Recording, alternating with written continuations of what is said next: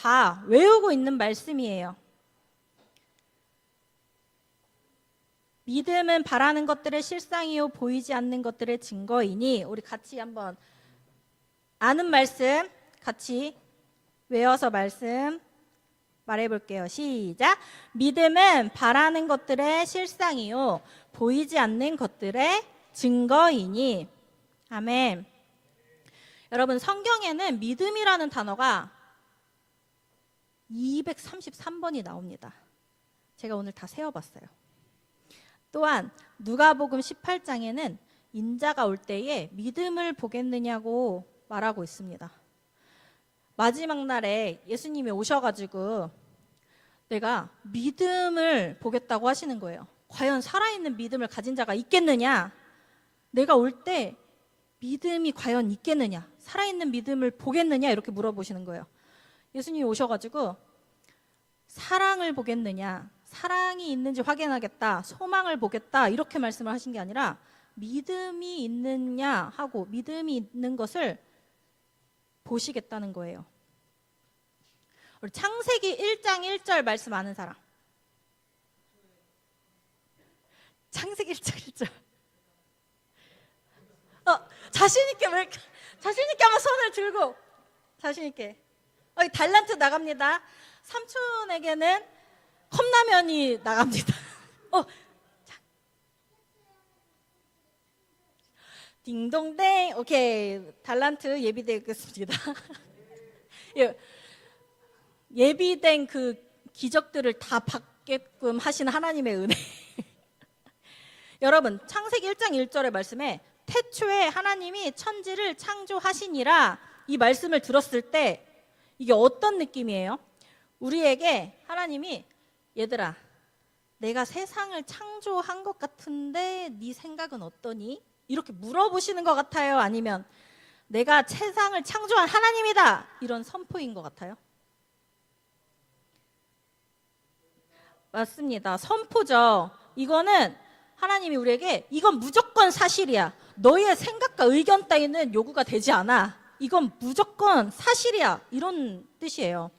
성경은 무슨 말이냐면요. 성경은 처음부터 우리의 의견을 묻지 않고 믿음을 요구하고 있다는 것입니다. 오늘 본문의 말씀에서 그랬죠. 믿음은 바라는 것들의 실상이요 보이지 않는 것들의 증거니, 이랬어요. 3절을 한번 읽어볼까요? 3절. 히브리서 11장 3절. 11장 3절 함께 시작. 믿음으로 모든 세계가 하나님의 말씀으로 지어진 줄을 우리가 아나니 보이는 것은 나타난 것으로 말미암아 된 것이 아니니라.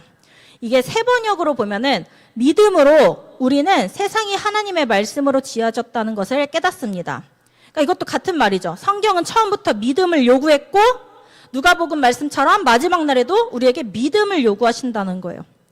그런데 여러분, 여기서 또 중요한 지점이 있어요. 세상 사람들도 다 믿음을 갖고 있습니다. 우리가 믿는 사람들이 이런 얘기를 해요. 저는 믿음이 없어서, 믿음이 적어서, 막 이렇게 말을 한단 말이죠. 근데 그거는 사실 거짓이에요. 사람이라는 존재는 반드시 무언가를 믿습니다. 그게 하나님께 속한 것이냐, 세상에 속한 것이냐의 차이일 뿐이에요. 어떤 사람은 돈을, 어떤 사람은 인기를, 어떤 사람은 지식을, 그러니까 여러 가지의 형태가 있을 뿐이죠. 그 믿음의 근원지가 어디인가, 그 믿음의 동기가 무엇인가의 차이이지 모든 사람은 믿음을 갖고 살아가요. 여러분, 이런 말 들어봤어요? 말하는 대로 된다. 한때 그 유재석 씨가 말하는 대로, 이런 노래가 유행을 했었어요. 간절히 바라면 이루어진다, 이런 식의 믿음이죠. 그래서 긍정의 힘이라는 책도 굉장히 히트를 쳤어요.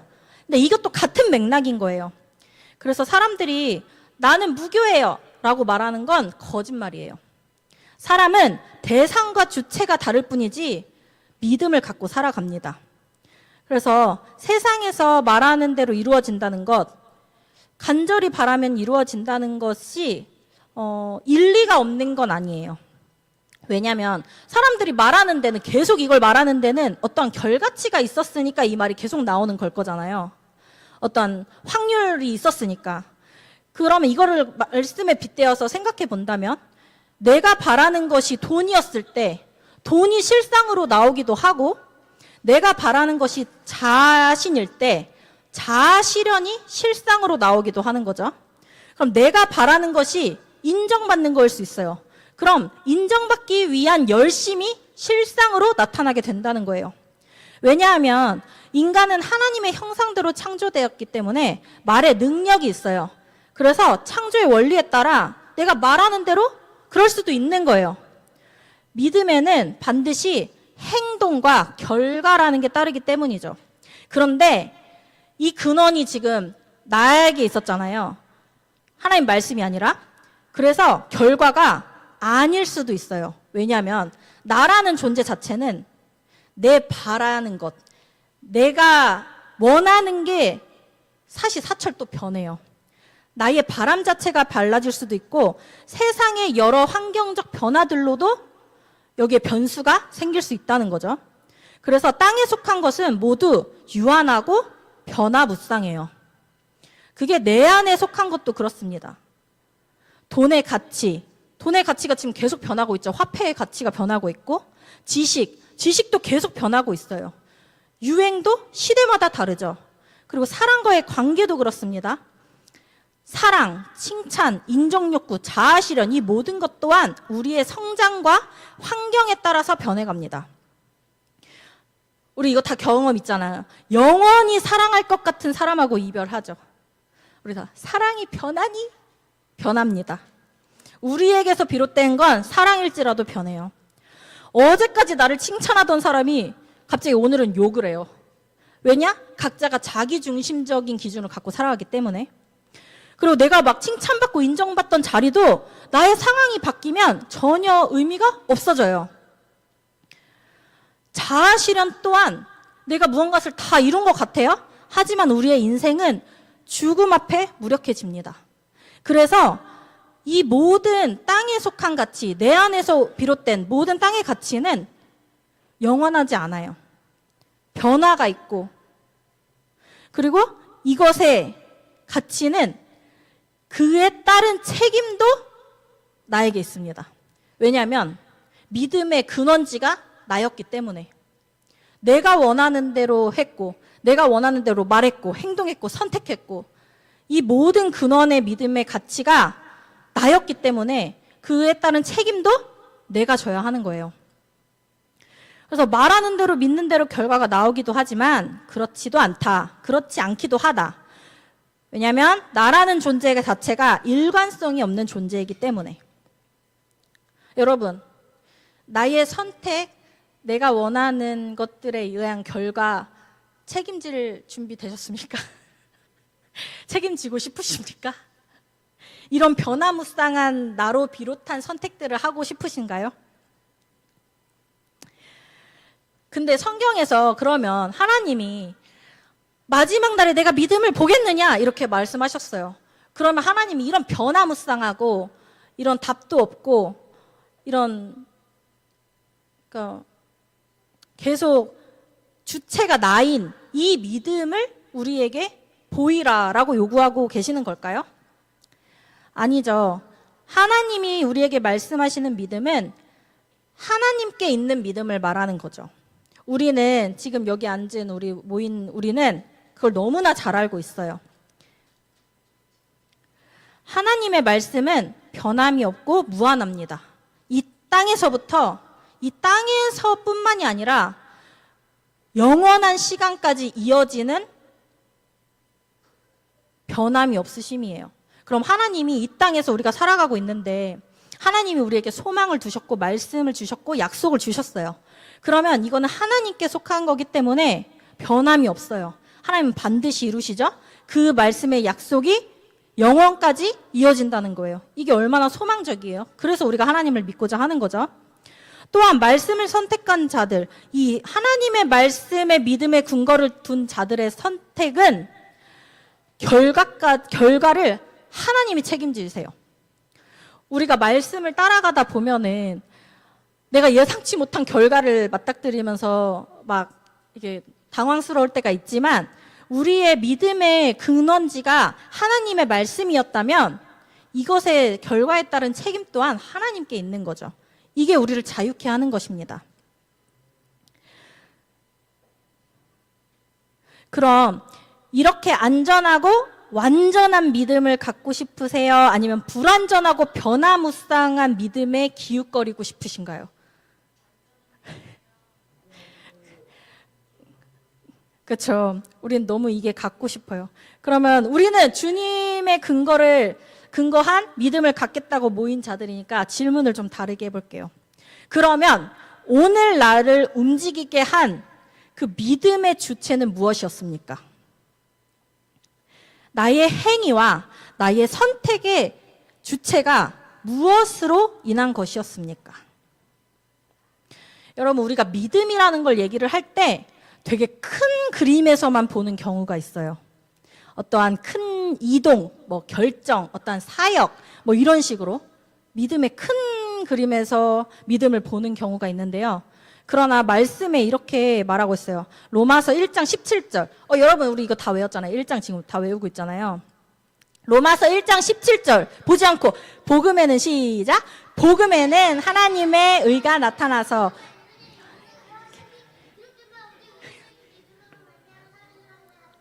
아멘. 여기서 복음을 가진 자, 의인은 믿음으로 말미암아 살리라 했어요. 그리고 믿음이 나 믿음이 생겼어로 끝난다는 게 아니라 믿음에서 믿음으로 계속 이어진다는 거예요. 말씀은 우리에게 매일의 믿음을 요구하고 있는 거죠. 우리의 믿음은 연속성을 가지고 있다는 거예요. 우리를 살아가게 하는 모든 것의 동력이 믿음이 되어야 한다는 것입니다. 매일의 삶이 나의 작은 선택들이 믿음에서 믿음으로, 믿음에서 믿음으로 이어져야 한다는 거죠. 하나님의 말씀이 동력이 된 나의 믿음이 오늘 수많은 나의 선택들 속에서, 수많은 말들 속에서, 행동들 가운데서 그 실상을 나타내고 증거로 나타나고 있다는 거예요. 여러분, 너무 부담스럽죠, 지금? 갑자기 너무 부담스럽죠? 그래서 우리가 자꾸 이거를 덜 부담스럽게 자꾸 큰 믿음 안에서만 보려고 하는 거예요. 이걸 자꾸 쪼개가지고 매일의 나를 이렇게 보려고 하니까 너무 부담스러우니까. 그러면 제가 한번 큰 그림 속에서 이 믿음을 한번 적용해서 예를 들어볼게요. 비행기가 이륙을 해서 뜨는 시점이 우리의 믿음의 여정의 시작이라고 생각을 하고, 비행기가 착륙하는 시점이 믿음으로 들어간 하나님 나라라고 생각한다면, 우리가 하나님의 말씀을 믿음으로 믿음의 여정을 시작했어요. 비행기가 떴어요, 하늘에서. 그러면 계속 이게 우리 성령님이, 오늘 우리가 계속 기름 부으심을 구했는데 성령님이 기름이시잖아요. 기름 부음. 그럼 성령님에 의해서 동력으로 비행기가 떴어요. 그래서 계속 성령님의 그 인도하심으로 믿음에서 믿음으로, 믿음에서 믿음으로 계속 하늘에서 떠서 가야 되는 거예요. 근데 갑자기 연료가 바뀌어. 그러니까 말씀에서 세상의 가치로 땅의 가치로 연료가 바뀌는 거예요. 예를 들면 비행기에 들어가야 하는 연료가 휘발유인데 갑자기 경유로 바뀌었다가 LPG로 바뀌었다가 이러는 거예요. 그러면은 가긴 가요. 일단 어쨌든 가게 하는 어떤 기름의 동력이니까. 근데 그게 이제 우리는 믿음의 성령님의 기름으로 떴어요. 휘발유로 떴어야 되는데 우리가 이제 자동차 기름을 한번 잘못 넣어가지고 그런 거를 이제 겪어봤는데 갑자기 기름의 연료가 바뀌면 이제 연기가 나기 시작해요.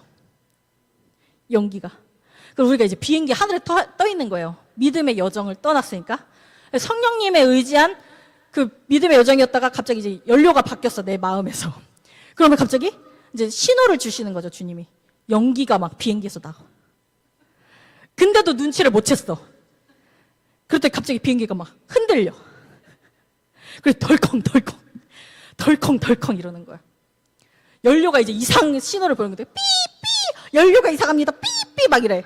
근데도 못 깨달라. 그러면은 우리가 착륙 지점이 하나님 나라여야 되는데 아직 도착을 하지 않았는데 밑이 바다인데 밑으로 내려가요. 바다인데 막 착륙하려고 해. 여러분, 그에 따른 결과 받아들일 수 있습니까? 저는 그런 모험을 하고 싶지 않습니다.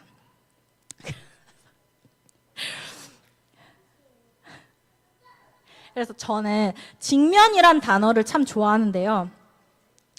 우리 같이 예수님을 잘 따르고자 하고 예수님 잘 믿고 싶어요 하는 사람들은 웬만큼 들여다본다고 나의 동기가 발견되지 않아요.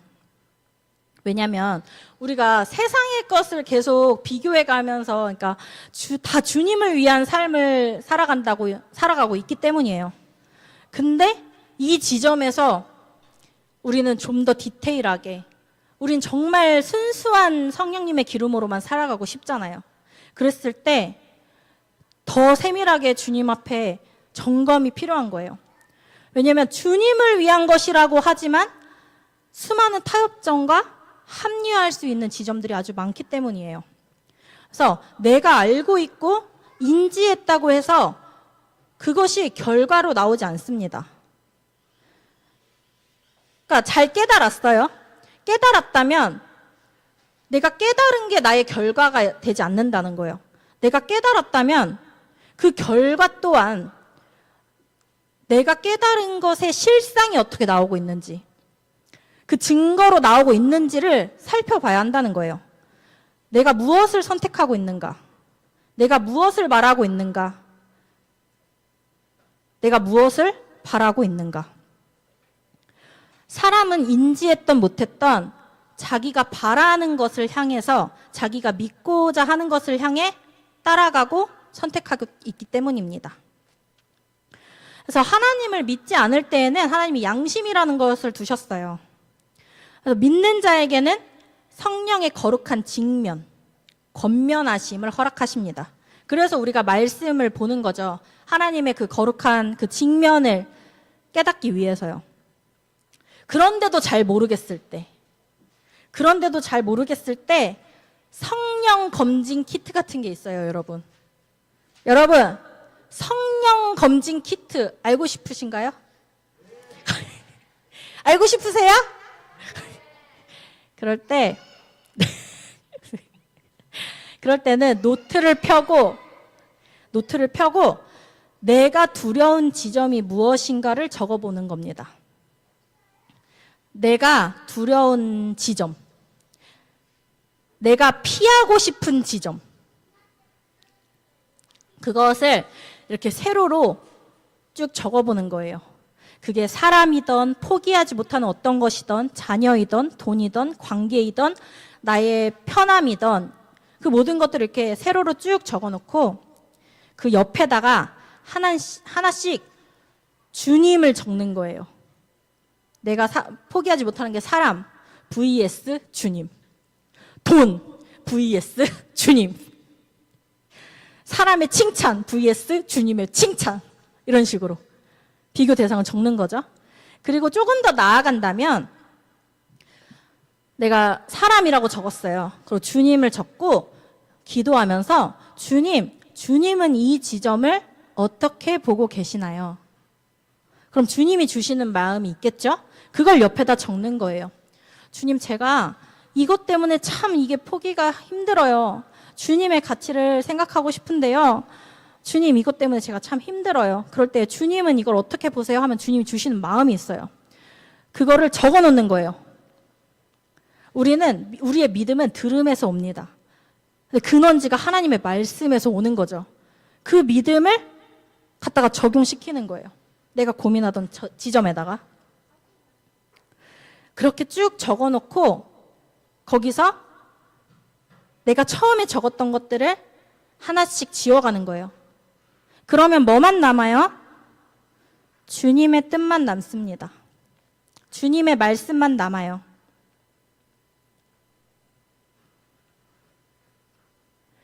그러면 그것을 선택하는 거예요. 순수한 기름, 오직 아버지의 뜻. 주님은 우리에게 다른 것을 요구하지 않습니다. 우리의 정직한 영을 원하세요. 섞이지 않은 마음을 원하신다는 거예요.